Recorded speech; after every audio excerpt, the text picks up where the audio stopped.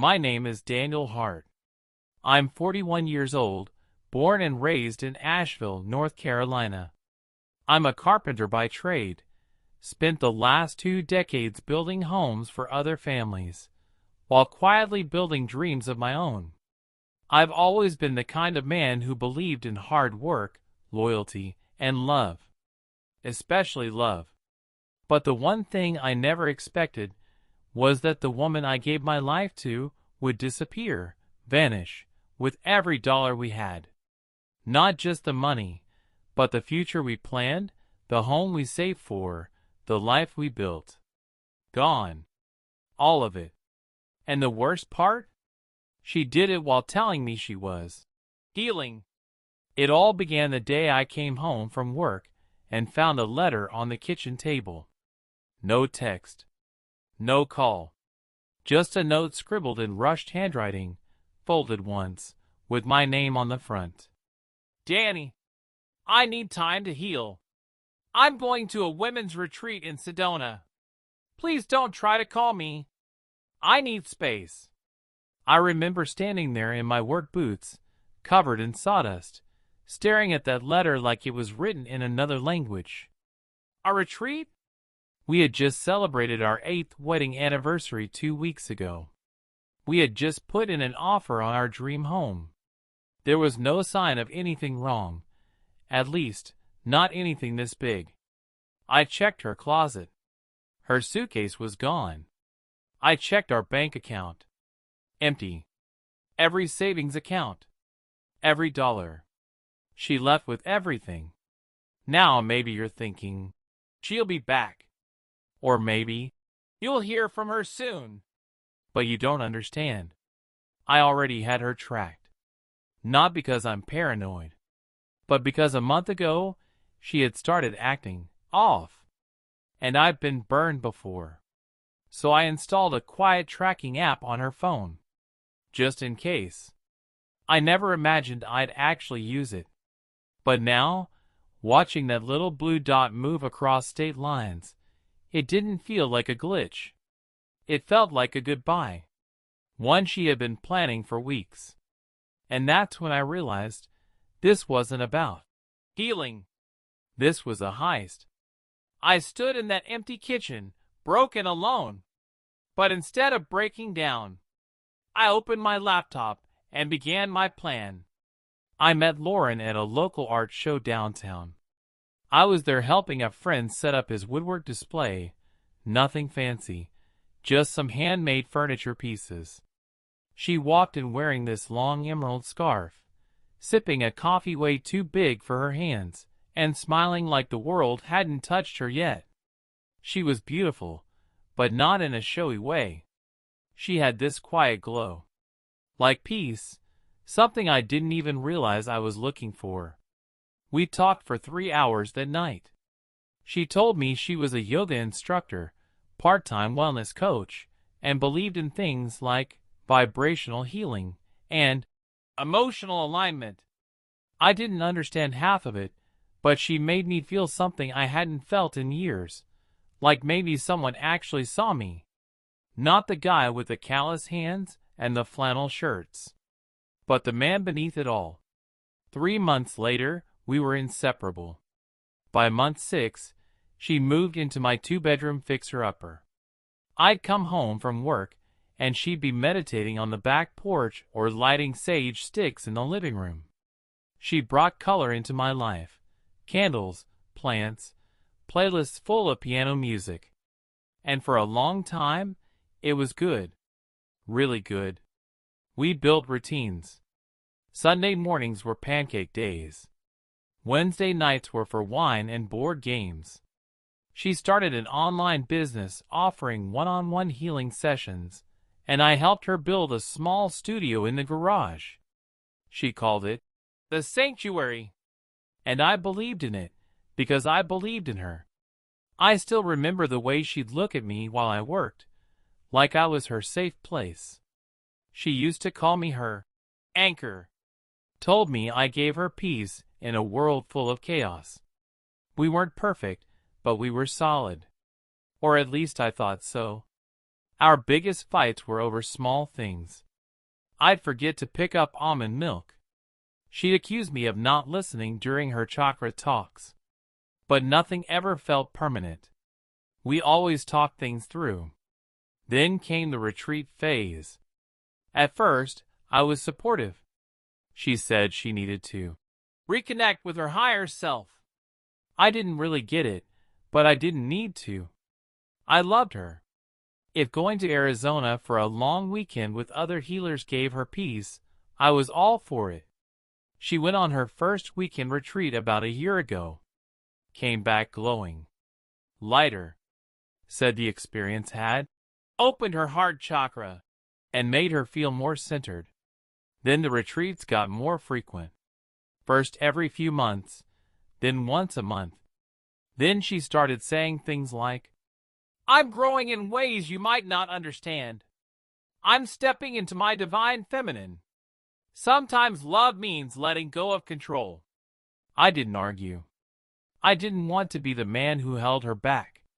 But I started noticing the distance. Not just physical, emotional. She stopped asking me about work. She stopped making pancakes on Sundays. She'd be on her phone more, smiling at texts she never explained. Lock screens. New passwords. And the money. We had always kept our finances transparent. One shared savings account, 2 checking accounts, and a joint home fund. We were saving up to buy a plot of land just outside Asheville, build a small sustainable home, maybe start a family. But now she was withdrawing more than usual. She said she was investing in her coaching certifications. Then crystals. Then online courses. Thousands of dollars disappeared into spiritual platforms I'd never heard of. Still, I said nothing. Why? Because I loved her. And I trusted her. And maybe, deep down, I was afraid of what I might find if I looked too hard. The final straw before she vanished? It was subtle. One night, she came home late from a moon circle. Said she had an emotional breakthrough and needed time to process. She walked straight past me, eyes red like she'd been crying, and locked herself in the studio. I stood outside the door for 10 minutes. Listening. There was no crying. No meditation music. Just silence. I knocked gently. No answer. When she finally came out an hour later, she barely looked at me. That's when I installed the tracker. Quietly. Not because I didn't trust her, but because I didn't recognize her anymore. And that was the hardest part, realizing that the woman I fell in love with, the woman who once danced barefoot in my kitchen singing Fleetwood Mac songs, was now a stranger living in my house. Still, even with all the red flags, I kept telling myself, "It's just a phase. She's just trying to find herself. She'll come back to us." I was wrong. Because when she left that morning for her so-called healing retreat, she didn't just take our savings. She took everything. She told me not to call her. But I didn't need to. I already knew where she was. And more importantly, who she was with. The morning Lauren left for her healing retreat, she hugged me like it was goodbye. She had this distant look in her eyes, like her body was here, but her mind was already someplace else. She told me she'd be gone for 10 days. No phones, no tech, total digital detox. A soul-cleansing retreat in Sedona. She kissed my cheek, not my lips. And then she was gone. I stood in the driveway, holding her empty coffee mug, watching her Prius disappear down the road. But she wasn't heading to Sedona.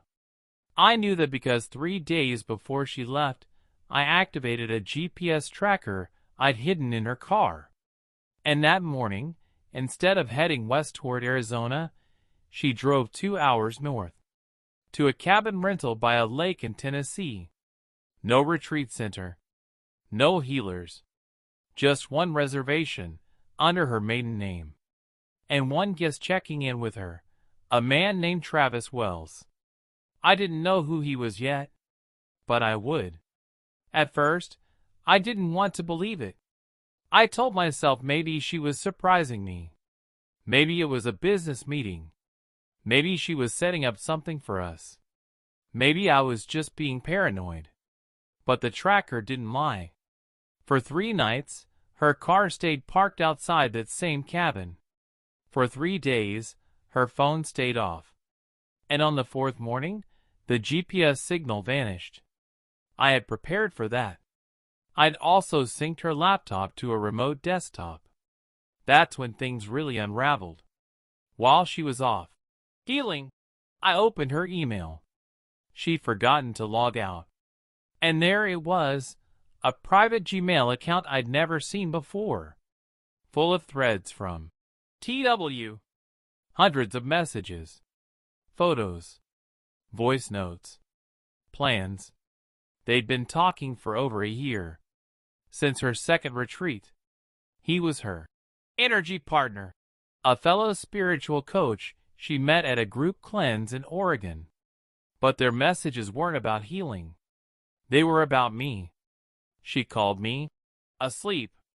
Said I was trapped in the Matrix. Said I'd never understand her evolution. She told him I was safe, reliable, and boring. That I'd never stop her. That I'd never have the spine to confront her. They laughed about how easy I made it. She even sent him screenshots of our bank statements. That broke me. Not just the betrayal, but the casual cruelty. The way she reduced our life, my life, to a stepping stone in her fantasy. I didn't confront her. Not yet. Instead, I started documenting everything. Every email. Every withdrawal. Every receipt. I screen-recorded video calls, downloaded voicemails, even pulled the Airbnb receipts she tried to delete. I created a folder called War Plan and backed it up to 3 separate drives. I kept going to work every day, coming home to an empty house, smiling at the neighbors like nothing had changed. But inside, I was decaying. I'd sit in the garage some nights, staring at the studio she once called our dream, now filled with lies. I'd run my fingers over the tarot cards on her altar, wondering how many of those readings were real, and how many were just theater. Her studio smelled like lavender and betrayal. Then came the day she returned. 10 days later, just like she promised, she pulled into the driveway with wind-blown hair and sun-kissed skin. She looked radiant, like someone who'd been reborn. She kissed me on the forehead. Told me she'd had a breakthrough. Said she felt lighter. I said nothing. I made dinner that night. Pasta and garlic bread, just like old times. She sat across from me, smiling like she'd come home from summer camp. She told me she felt realigned, that she wanted to let go of what no longer served her. I nodded. She thought I didn't know. But I knew everything. From that night on, I became an actor in my own home. I played the role of loving husband. I kissed her goodnight. I told her I was proud of her. I even agreed to sell my truck so she could invest more in her brand. Every night, she fell asleep next to me. And every night, I sat awake, staring at the ceiling, listening to her breathe, wondering how many lies could live inside one person. She changed her passwords again, started locking her laptop. But it didn't matter. I already had everything I needed. Then, one night, her phone lit up on the nightstand. 2:07 a.m. A message from Travis. Just one line. He'll never see it coming. I love you. I took a screenshot. And that was the moment. Not the betrayal. Not the lies. But that text, That smug confidence that I was too soft, too blind, too weak to fight back? That was the snap. I didn't cry that night. I didn't scream. I didn't even ask her who Travis was. I just got out of bed and started planning. I stared at that glowing screen for what felt like an hour. He'll never see it coming. I love you. It wasn't the words. It was the arrogance. The certainty that I'd stayed blind. That I was some half-asleep fool, too broken to fight back. And maybe that used to be true. But not anymore. I didn't wake Lauren.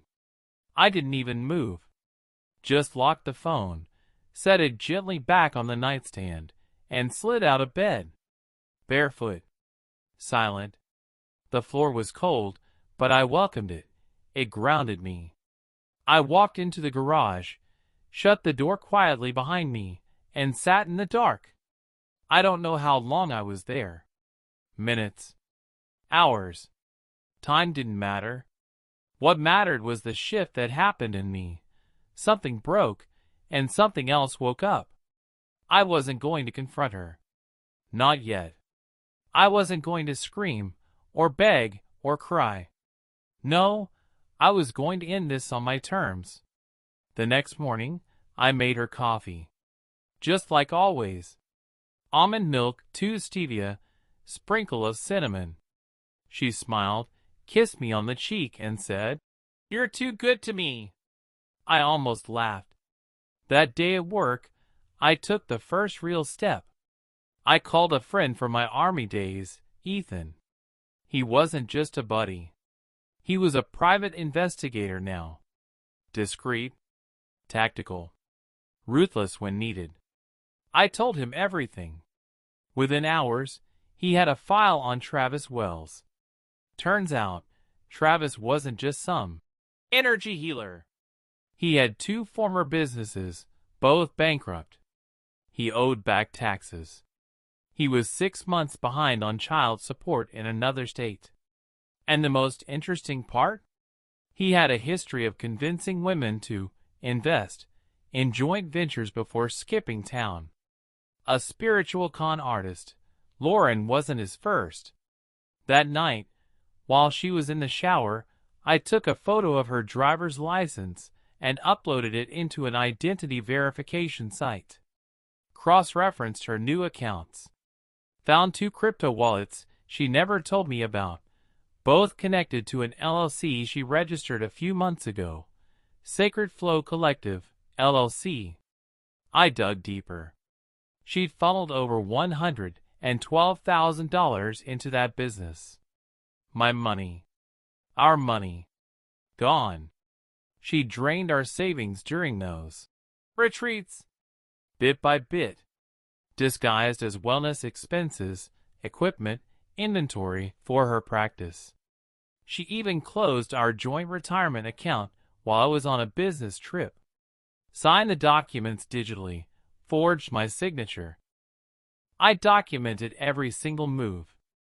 By the 3rd day, I had a full dossier, text logs, bank transfers, crypto activity, emails, photos, business filings, Airbnb receipts, hotel records, and 2 surveillance screenshots Ethan captured of Lauren and Travis holding hands at that Tennessee cabin. She had no idea. Each night, I kissed her forehead, smiled at her stories, and nodded along when she told me how liberated she felt lately. She called it her awakening. I called it a countdown. The day before I set everything in motion, she brought me a smoothie and told me she was thinking of moving her practice to Costa Rica. Said there was a healing village there where she could fully activate her calling. I sipped the smoothie.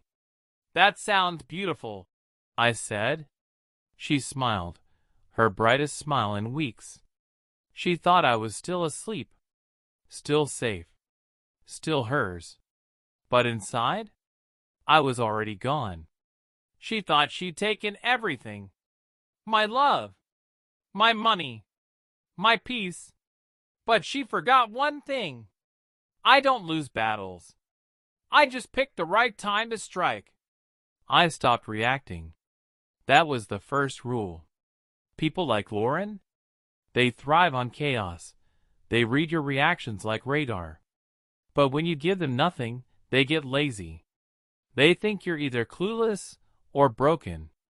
She thought I was both. So I kept being the same man she thought she had defeated, attentive, predictable, small. But behind the scenes, I had become someone else. Every morning, I woke up 30 minutes before her, quietly logged into the mirror backup of her cloud. Ethan helped me install a silent sync of her messages, documents, even voice notes. She had no idea. The more I read, the more it became clear. This wasn't just betrayal. This was premeditated extraction. She and Travis had mapped it out, how they'd move the money offshore, how they'd disappear for 6 months until things cooled off, how they'd gaslight me if I ever caught on. She called me, emotionally numb, just another wounded vet, and once in a text said, "He's like a friendly ghost, floating around, totally harmless." That one stung. Not because it was cruel, but because she believed it. I began my countermoves in silence. Step 1. Separate my financial life. I opened a new bank account, quietly transferred my paycheck to it, closed all auto debits connected to our joint card, froze the credit line she thought she was draining. Step 2. Collect legal ammunition.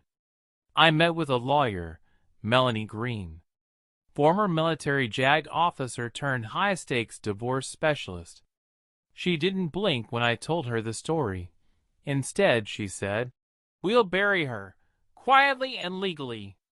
We filed a financial protection motion under the radar. A judge signed it, which meant any further transactions from our joint assets would be flagged by the court. She tried to wire $5,000 to some crypto wallet the next day. It bounced. She cursed at the bank for technical errors. I just nodded sympathetically. Step 3. Let her dig deeper. I created the illusion of trust. I asked her if she needed help marketing her wellness brand. She beamed, said I was finally awakening to her path. She handed me all her branding docs, client lists, retreats, payment processors. Every single file became part of my war chest. Ethan flew out and embedded a GPS tracker on Travis' RV. Turns out, they were planning a big, healing tour from Oregon to Sedona. Except Travis didn't know we had the full itinerary. We watched him every mile. Then, the final prep, making it public. Melanie advised we delay the confrontation until we had absolute maximum leverage. I agreed. So I waited until the next retreat. Lauren was flying to Scottsdale for a 5-day women's shamanic circle. But what she didn't know, I'd already subpoenaed the Airbnb host. Got security footage. Got receipts. Got confirmation. She booked 2 guests, not 1. And then, I made my move. I called her that night. My voice calm. "Hey, babe, how's the full moon vortex energy?" She giggled. "So intense you have no idea." I smiled. "No, Lauren. I think I do." Click. I hung up. The next morning, she woke up to 3 legal letters waiting in her email. One from Melanie's office. Divorce proceedings officially filed under marital fraud and misappropriation of funds. One from the state attorney. Notification of investigation into forged financial documents. And one final one from the IRS. Yes, Ethan's firm had filed a whistleblower report for unreported income through Sacred Flow Collective. She was cooked. But I wasn't done. She came home early. Unannounced. Flustered. Panicked. Eyes wide, fake smile cracking at the edges. Can we talk? I motioned to the kitchen table. A folder sat waiting. Thick. Labeled, Truth. She opened it. Inside, every bank record. Every email.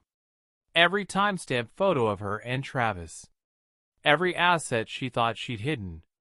And one small USB drive, labeled Play Me.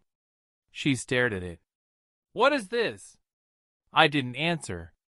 She plugged it in. It played an audio recording. Her voice. From a call I captured 3 weeks ago. He's a great cover. As long as I keep pretending to love him, I can keep moving the money. Silence. Her hand shook. She opened her mouth to speak. Don't, I said. I already heard everything. Her tears started. Not the real kind. The performance kind. The ones meant to reset the scene. But the script had changed. I'm not pressing charges, I said. Not unless you make this ugly. She blinked. You'll sign over everything that remains. You'll withdraw from the LLC. You'll give me full custody of the house. And you'll disappear for good. And if I don't, then Travis's face becomes very familiar to a few federal agencies who'd love to talk to him. She came into my life like a fire, but forgot I was trained to walk through flames. Now it was time to make sure the whole world saw her truth, while I walked away clean. She'd signed the papers, given up her share in the house, handed over control of the LLC she'd funneled funds through. On the surface, it looked like I'd won quietly. No courtroom, no scandal, no screaming matches. But that wasn't enough. She didn't just try to steal my money. She tried to erase me, rewrite my life as some emotionally numb placeholder she could drain and discard. She needed to be seen for who she really was. So I pulled the final lever. Lauren had built her empire on curated lies. Photos of healing circles, crystals, fake testimonials, and faux spiritual jargon about cleansing trauma through energy alignment. But she left a trail. Hundreds of disgruntled clients who'd paid thousands for retreats that never happened, or worse, retreats that turned into psychological manipulation. Ethan's firm reached out to 12 of them. All had stories. All were angry. And all agreed to go public. A respected blogger in the wellness space, someone Lauren idolized, ran the piece. The shadow side of sacred flow, when wellness becomes a weapon. It had screenshots, audio clips, refund complaints, and anonymized stories of emotional abuse. Her entire online presence was tagged, dissected, and linked. Within hours, the article went viral. Her Instagram comments turned against her. TikToks popped up with girls showing DMs Lauren had sent them, mocking their bodies while charging them $3,000 for confidence coaching. She went live in a panic, tried to cry, to claim victimhood, said, "This is a smear campaign from my abusive ex." But I was 2 steps ahead. Before she could twist the narrative, I released a video. Just one. Title: The Truth About Sacred Flow, My Story. No yelling. No drama. Just me, calmly narrating how our life looked from the outside. How I found out. Screenshots of financial theft. Audio of her laughing with Travis about bleeding me dry. The closing shot? Me sitting in front of our now empty home. Quiet. Alone. Peaceful. She wanted to burn everything and dance in the ashes. I just wanted the truth to breathe. Millions watched. The comments? Brutal. Balanced. Honest. She couldn't spin this. Her retreat sponsors pulled out. Stripe froze her merchant account. Her new booking site was suspended for fraud risk. Then came the final blow. Travis ghosted her. As soon as he realized the IRS had his name, his crypto wallet, and his RV plate, he vanished. Deleted social media. Disconnected his number. She tried to reach him through a burner, we know, because I was monitoring her VPNs. She sent one last message to him. "You promised we'd be together through anything." He never replied. A month later, she showed up at my door. Not glamorous, not glowing, drained. Hollow. Hair tied back. No makeup. No crystals. Just a quiet, broken voice. "You ruined me." I looked at her. "No. You did that. I just turned on the lights." She asked why I didn't drag her to court, sue her for everything, expose every detail. I smiled. "Because court ends in a verdict. But this ends in understanding. You finally know who you are." She turned to leave, but I stopped her. "One more thing," I said. She turned. "Did you ever wonder how I stayed so calm? So collected?" She nodded.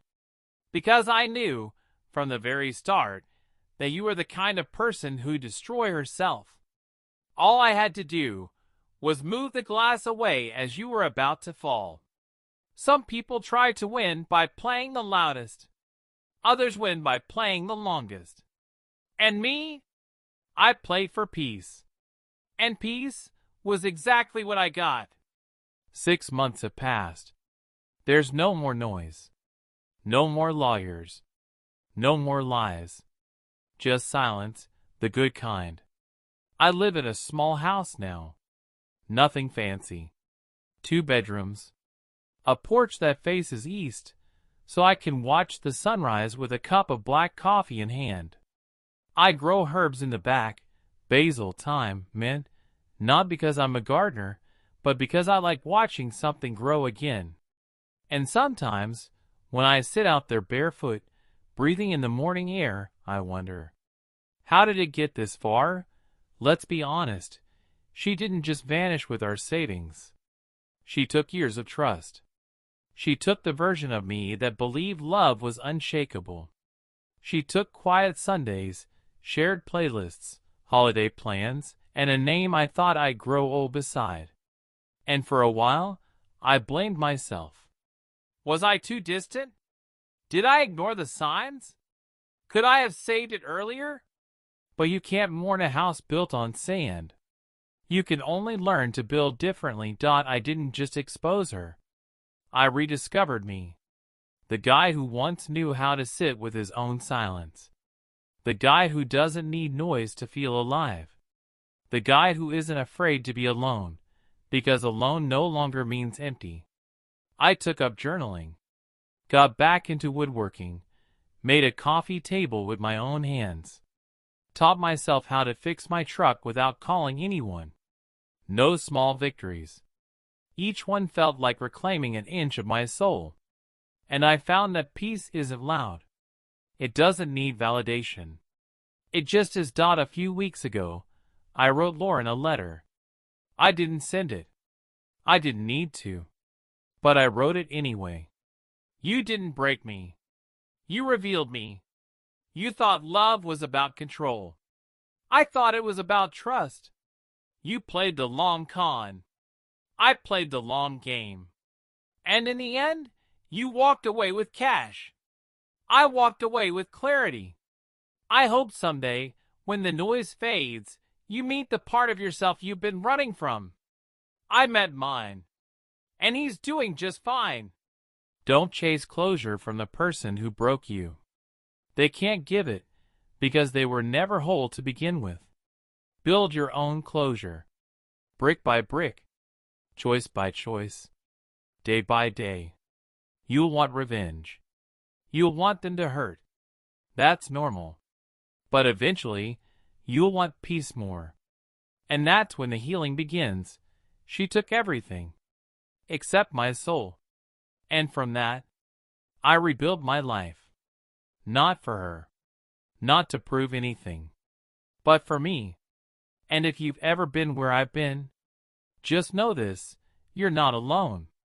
And your story isn't over. If this hit home, subscribe. Stay. Heal. We've got more stories to tell, and yours might be next.